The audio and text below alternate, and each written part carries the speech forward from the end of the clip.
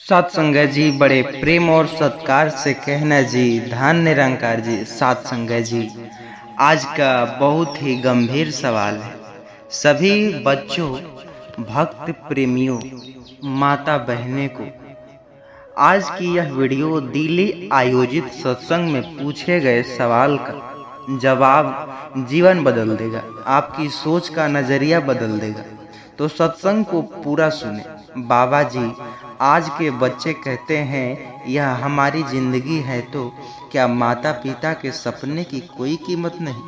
माता पिता वो है जिन्होंने हमें जन्म दिया है, पाला है, पोसा है, अपनी इच्छा कुर्बान की है। उनकी आंखों के सपने ही हमारी असली पहचान छुपी है। जिनका जीवन का सही संतुलन यही कि बच्चे जो हैं अपने सपनों का पीछा कर लेकिन माता पिता का आदर करते हुए। जो बच्चा माता पिता का दिल तोड़कर आगे बढ़ता है, उसका मंजिल कभी चैन नहीं देती। उनका आशीर्वाद ही सबसे बड़ा दौलत है, और जो यह दौलत खो देता है वह चाहे दुनिया जीत ले, भीतर से खाली रहता है। बाबा जी, झूठे बोलने से कभी भी जो इंसान बच जाता है, पर क्या सच में वो जीतता है? बेटा झूठा इंसान को बाहर से मजबूत दिखता है, पर भीतर से खोखला कर देता है। हम एक दिन, एक पल या एक मौके को संभाल सकते हैं, लेकिन लंबे समय में यह भरोसा तोड़ देता है। और भरोसा का एक बार टूटना, रिश्ता चाहे दोस्ती का हो या परिवार का या समाज का, पार दोबारा नहीं जुड़ता। सच बोलना मुश्किल है, कड़वा है, लेकिन यही आत्मा को हल्का करता है। झूठे के साथ जीवन जीना और बोझ से हो जाता है। सच में साथ जीना आज़ादी है। इसलिए बेटा, अगर जितना ही अच्छा जो सत्य मार्ग पर जितना सीखे, क्योंकि वह जीत लिया ही सच्चा दिल है। बाबा की आज जो इंसान पैसा तो बहुत कमा लेता है, पर क्या इंसानियत भी उतनी बढ़ रही है? कर्ज से मुक्ति कैसे पाए, इसी पर। बेटा, पैसा इंसान की जेब भरता है, लेकिन इंसानियत ही उसके दिल को भरता है। अगर जेब में करोड़ों हो और खाली दिल ही, वो इंसान सबसे गरीब है। उसकी दौलत यह नहीं कि लोग तुम्हारे पैसे से पहचाने, बल्कि यह कि लोग तुम्हारे स्वभाव और कर्मों को याद करें। पैसा सिर्फ सामान दिला सकता है, पर इज्जत, दुआ, चैन सिर्फ इंसानियत से पाया जाता है। बेटा, दुनिया यह भूल जाएगी। तुम्हारे पास जितना पैसा था, दुनिया हमेशा याद रखेगी तुम्हारे पास कितना इंसानियत है। सोचो, तुम दौलतमंद बन रहे हो या इंसानियतमंद? बाबा जी, मैं कर्ज में पूरी तरह डूब गया। नींद नहीं आती, घर वालों परेशान हो जाते, इस तरह की बातें। अब मैं क्या करूं? ऐसा प्रश्न मिला, पर उत्तर क्या है? बेटा, सबसे पहले गलती मानना सीख ले।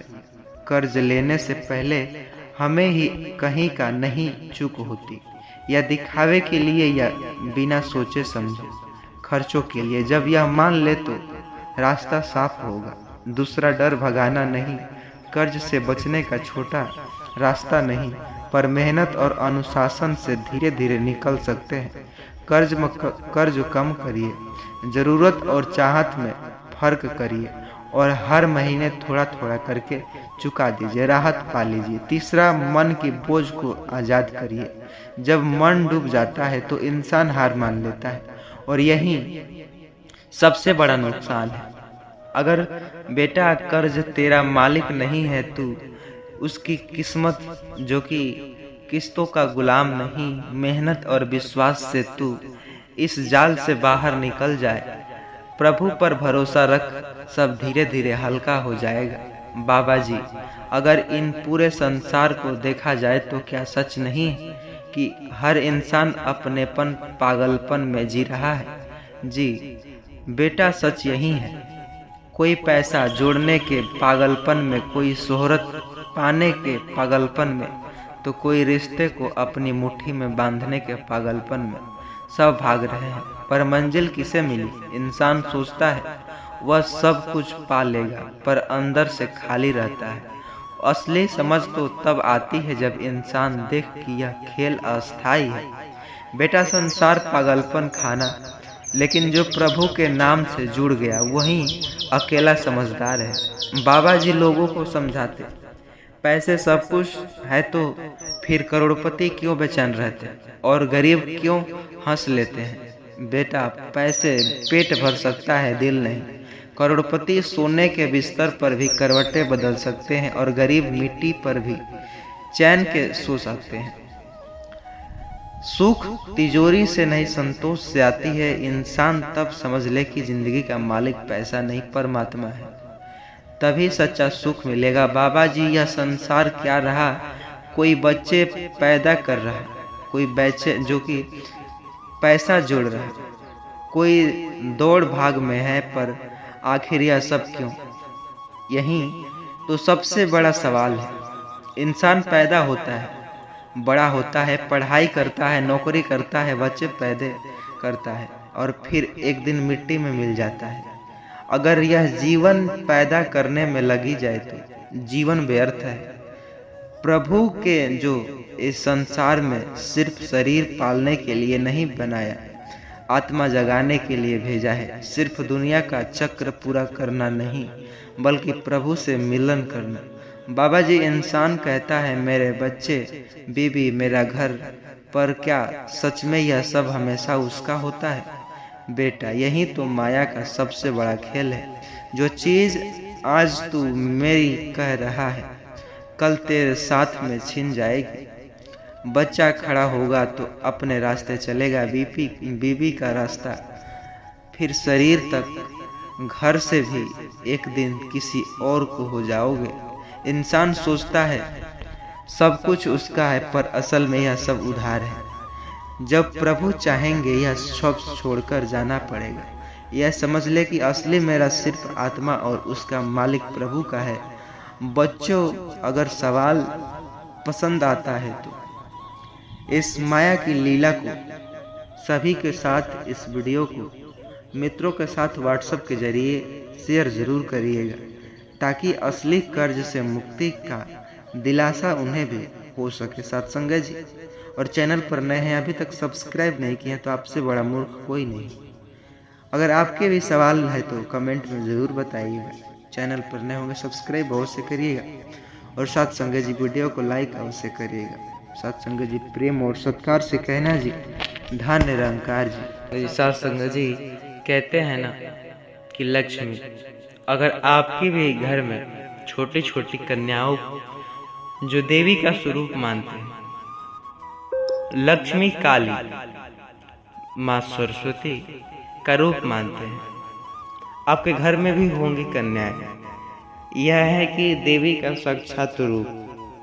तो शारदीय नवरात्रि में कन्या पूजन कब है? सप्तमी और अष्टमी कब है? नवमी और 2025 में शारदीय नवरात्रि पर कन्या पूजन कैसे करें और किन बातों का ख्याल रखें। और एक ज़रूरी बात है, कन्या को गलती से भी ना खिलाए, यह एक चीज़ है, नहीं तो विनाश हो। कन्या को भोजन में दही जलेबी खिलाए या घर का बना हुआ खाना, कचौड़ी, पूड़ी या पका हुआ खाना खिलाए।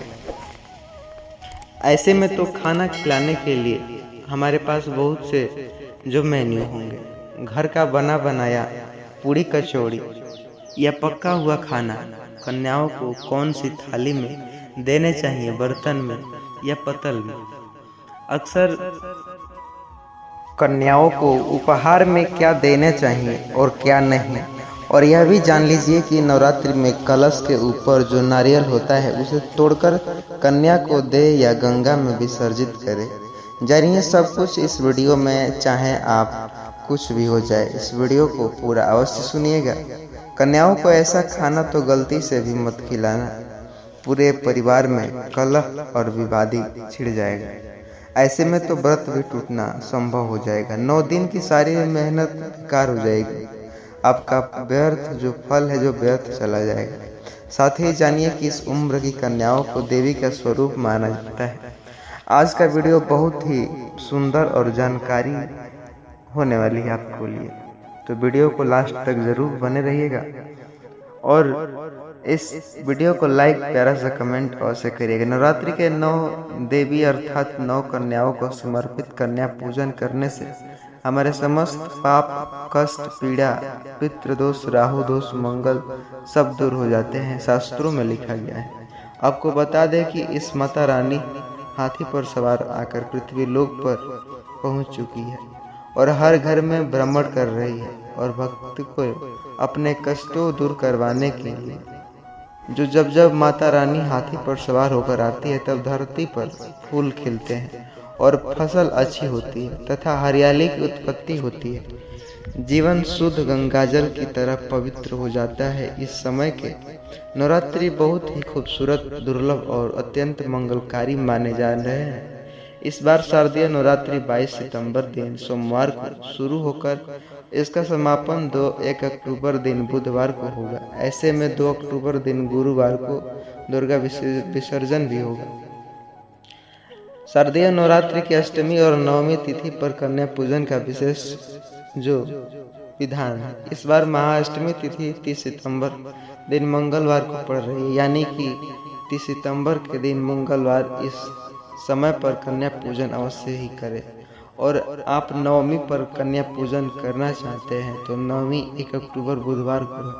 आइए अब जानते हैं कन्या पूजन का शुभ मुहूर्त, शुभ समय क्या है।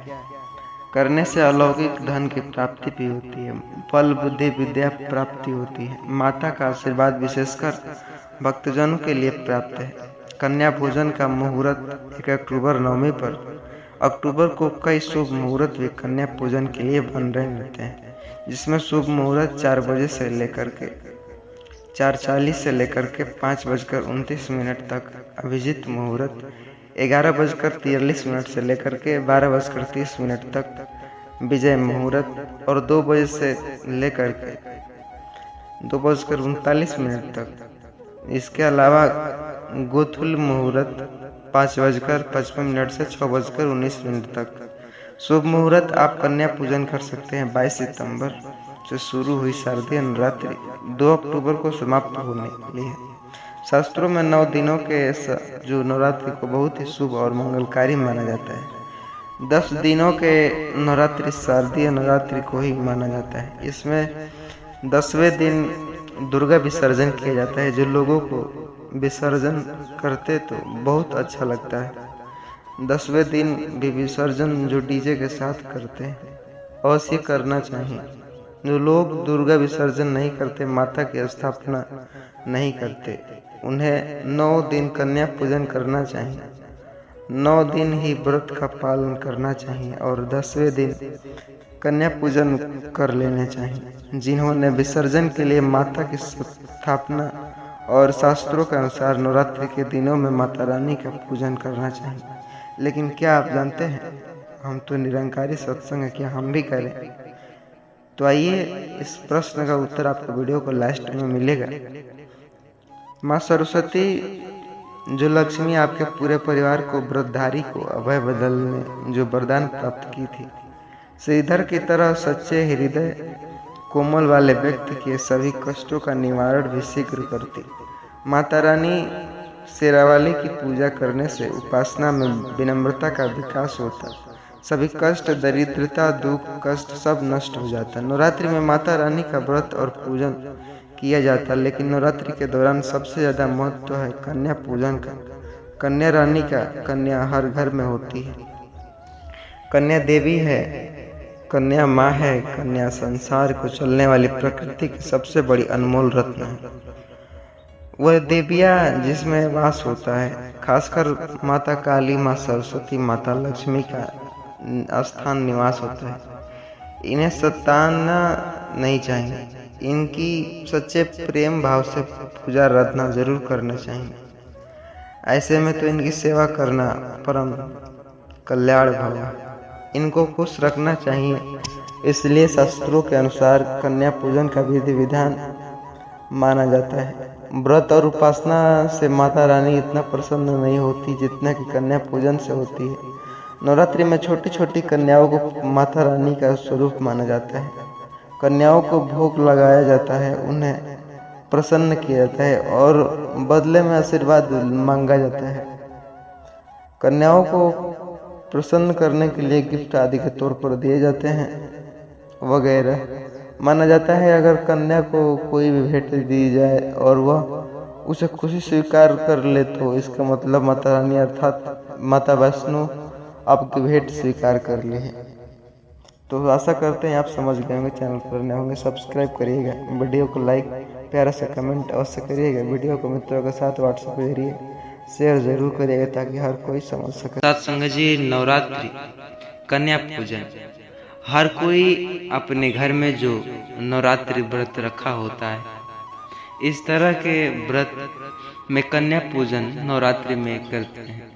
नवरात्रि का पावन पर्व शक्ति की उपासना का उत्सव है। इन 9 दिनों, इन 9 रातों में भक्त अपने भाव से माँ दुर्गा के 9 रूपों की आराधना करते हैं। अष्टमी या नवमी तिथि को कन्या पूजन की पावन परंपरा निभाई जाती है, जिसमें छोटी बालिकाओं की जो देवी स्वरूप में आदर पूर्वक पूजकर उन्हें भोजन कराया जाता है। ऐसा मान्यता है कि प्रत्येक बालिका में देवी का अंश विराजमान होता है।